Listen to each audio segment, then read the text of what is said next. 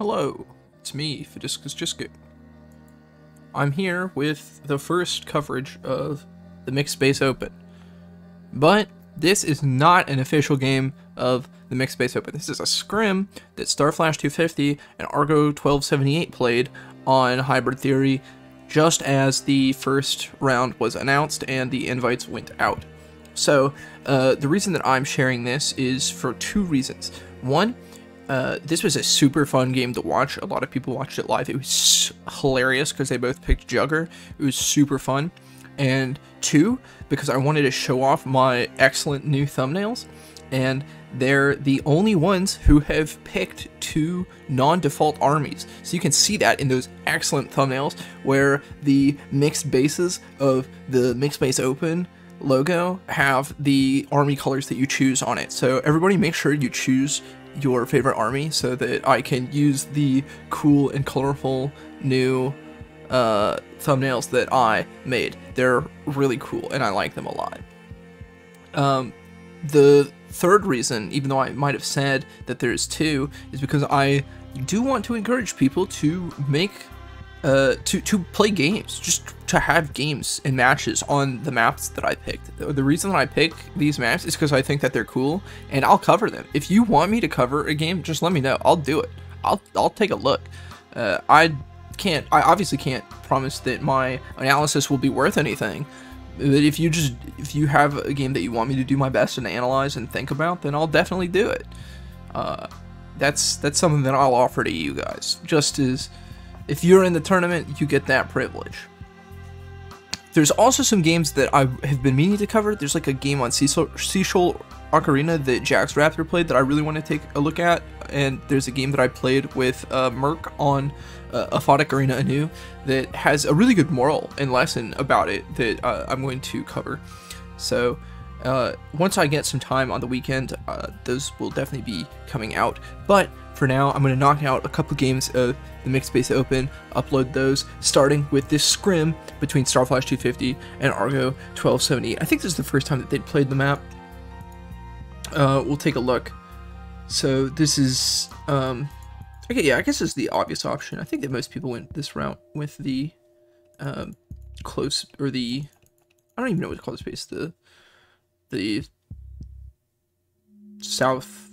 southwest northeast side is to grab the single city within move range. But it's so weird because it puts you at odds with an infantry so quickly. But it's really neat. That's why this map is so neat, because you just start fighting like right away. Cat faces are crazy. Like, yeah, like this feels so uncomfortable. This base over here, it's gonna happen. You can't stop it.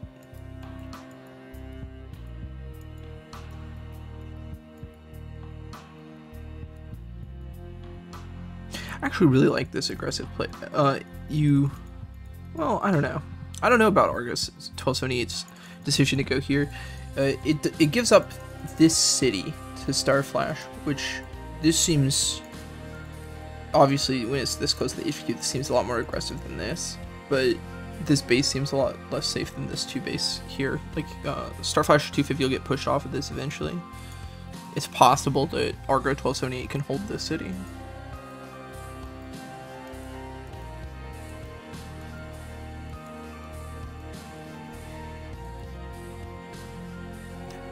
Really early mech from Starflash. I suppose that's to contest the city here. It's pretty smart. I don't know why I wouldn't build it from this base though. Gives options. Recon out from the road base, which I can call these bases here. I'll call them road bases. That way everybody knows what I'm talking about.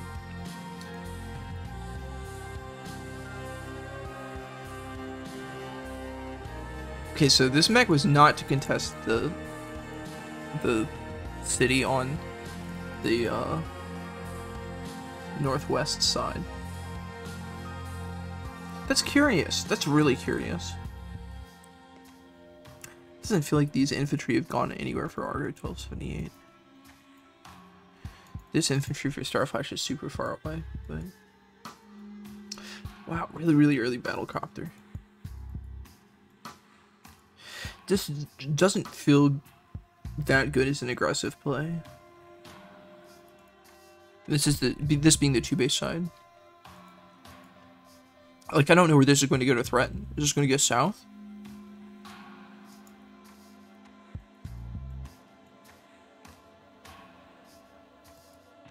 There's only one tile where this B copper can attack from, where it's safe against AA over here.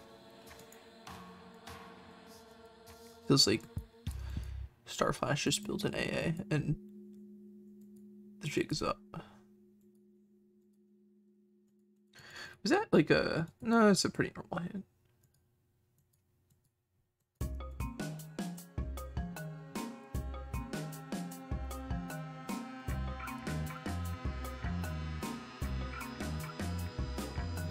Okay, so Starflash not actually building an anti-air here. He's choosing to build a tank, be aggressive in the south area.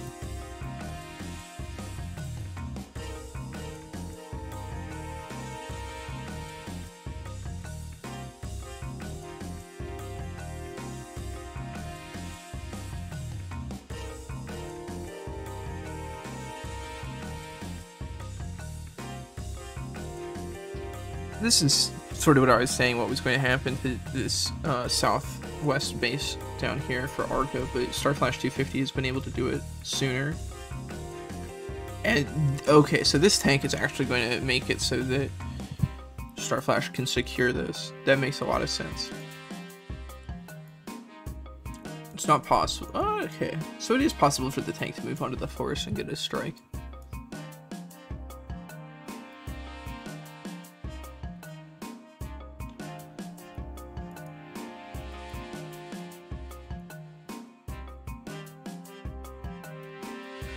There comes the anti-air.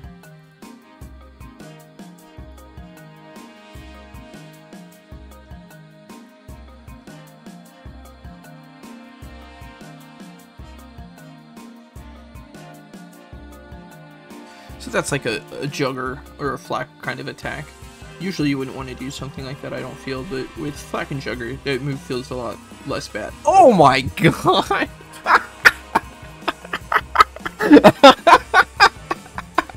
This is why this is so entertaining. Like, that infantry is gone now. Goodbye. Goodbye forever.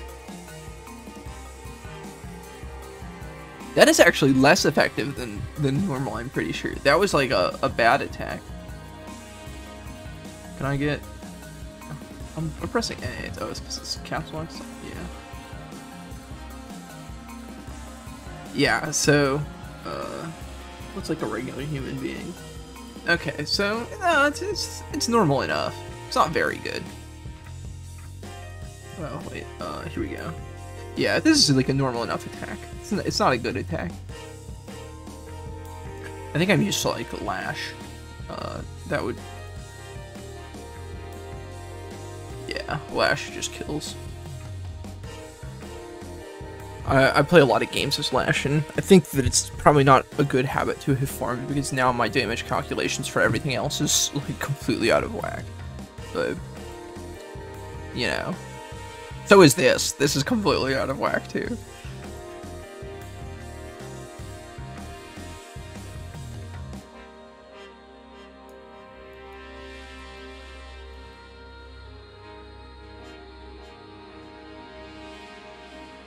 This attack onto the city ended up being a lot better for Argo than it would have if he didn't attack with that infantry. So it ended up being a really good play.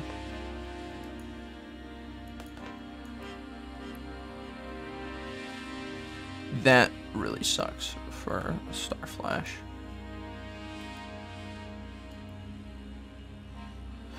Not building it. Well, he doesn't need to build a tank here, I suppose, because he's got the copter. The copter is kind of interesting. This makes it a lot worse. Yeah, I remember this turn. Another really funny attack is coming up right here. Like...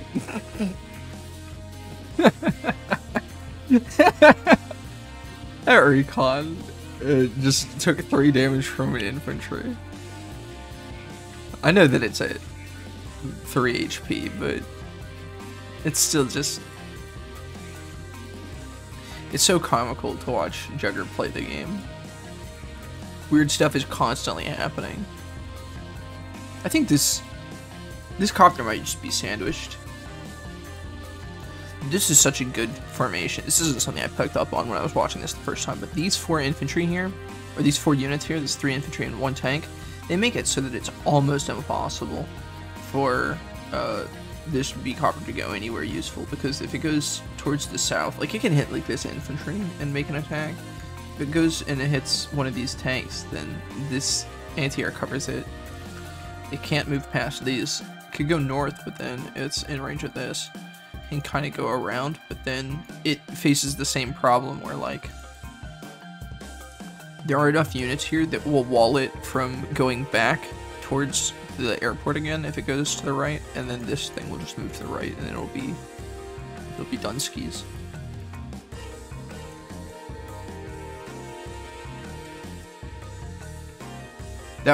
This ended up being a really bad play. He wanted that to kill. I wonder if that had to be possible for it to kill, right?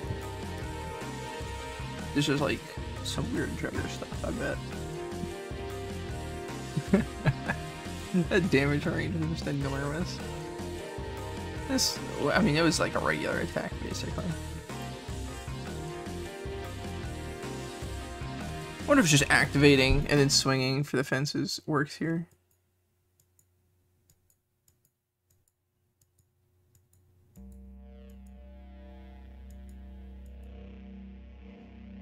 That's not a bad attack. Why could... this isn't...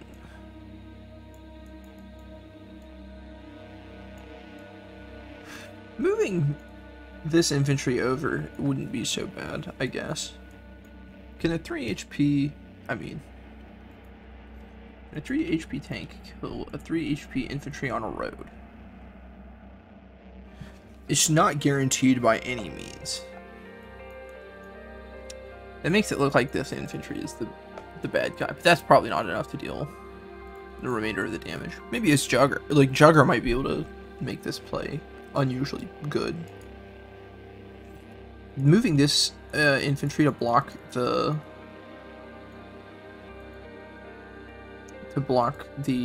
anti-air here.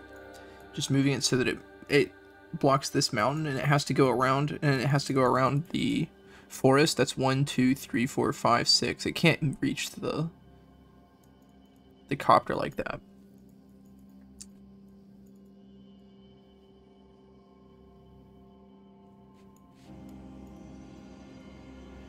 Going here would have been really, really good, because it would have forced it to go through it would have forced one of a few things to happen. Either this infantry and one of these tanks. Yeah, this infantry and one of these tanks would have to fight it, or both of these tanks, perhaps. And I think that all 3 of them could guarantee kill this, but I think that 2 of them have a chance to not kill it. And if you could manage to block your copter here, that would have been an optimal situation. You probably ought to have swung at the plains tank rather than the city tank, Argo. But, alas.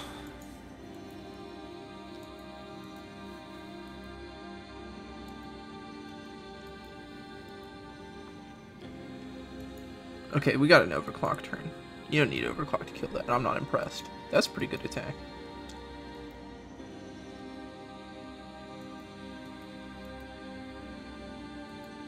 That was pathetic. That was actually hysterical. If you think about that, so a Starflash low rolled here for 3 damage onto an infantry on plains with an infantry. That's a miserable roll. But then Argo attack, the counterattack is a 7 HP on a 10 HP infantry, and Argo managed to high roll it enough that it's a 3 damage attack. That's a relatively high roll for that. So that was funny. That was very funny.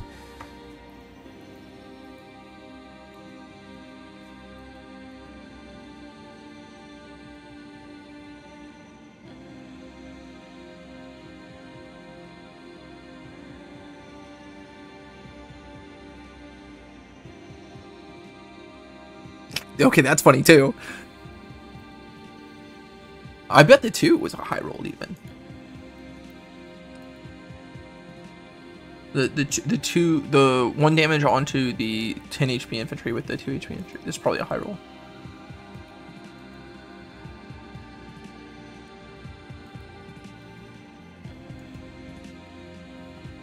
Feels like Argo might have just overestimated how useful battlecopters are on the map. I don't think that they're bad here by any means, but he's focusing a lot on these airports where Starflash just has way too many anti-airs out. Dedicating 3 infantry to getting this uncovered. Like, are you gonna cover it next turn? I mean, I know that you don't want to take it away, but you can't really, like, do anything. You can't build anything there because you got these 2 anti-airs right next to it. Controlling the movement of the other troops is probably better than just getting stuff off of the airport.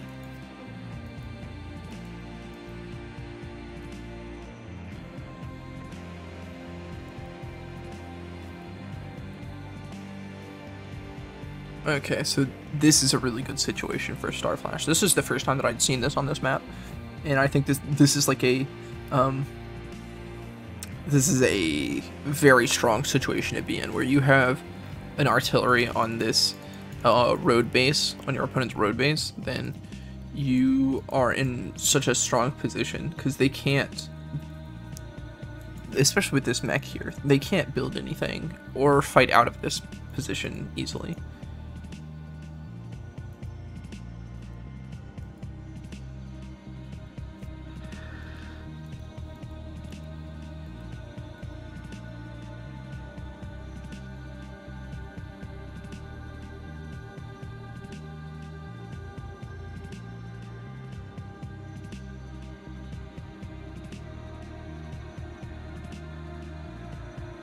Yeah, I think that by this time that we had all kind of agreed that the game was more or less determined. 7. That was a really good attack for that tank. You do not normally end up that well off swinging a tank into a battlecopter. That was ever.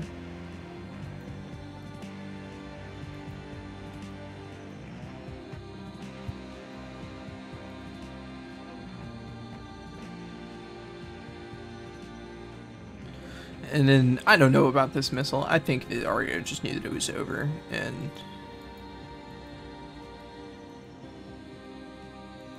that was sort of oh my god! That was before the overclock, wasn't it? Yeah. That's...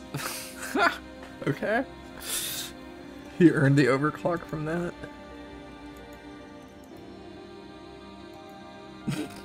That's so funny.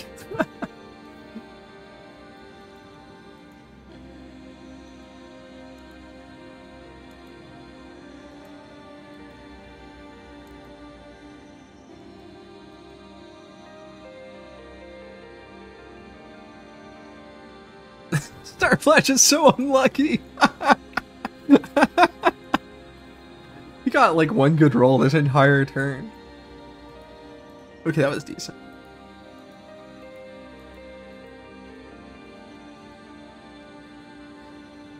Okay, his Argo's activated power. We're going to see some funny swings.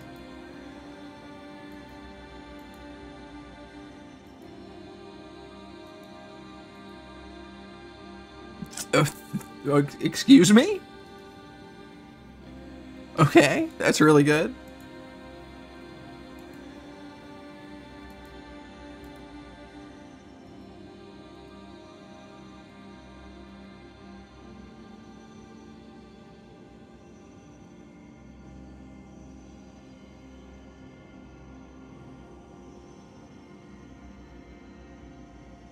Okay, not powerful enough. And that's the end of it. But, yeah, that's just a really funny game. I think that they both learned quite a bit from this, because I know that in Argo's actual match, I don't think that he was focusing to the same degree on the airports. I know that he didn't go for the same capture round on the bottom. I'm going to go over that game too, so I'll look like an idiot when I do, and he goes for the exact same. artillery positioning up at the top, that was a really, really big deal. Starflash got a lot of information about that. Starflash also played a few other scrim games. I will not be going over those, but unless somebody really wants me to. But like I said, I'm going to try to knock out a couple more mixed base open ideas, and then I'll see what you guys want me to go over. This round is a lot of like, the seeding worked really well. There's not been a whole lot of upsets. I would cover upsets, so I'm gonna try to go through like 800 versus 900 rating games, or like 1,000 versus 800 rating games. You know, so stuff that you would be able to see in League, but it's not usually like, I'm trying to avoid stuff that's like, you know, 1,200, 1,300 players fighting like people that are 800 or 700. That's just not all that entertaining. So that's the status. Thanks so much for watching. Thanks for entering the Mixed Base Open. I'm really excited to start doing analysis and match coverage again. I'll keep you guys in the loop as far as any news or updates about the Mixed Base Open goes. Like I said, just send me whatever you want me to cover. I'll take a look. Good luck.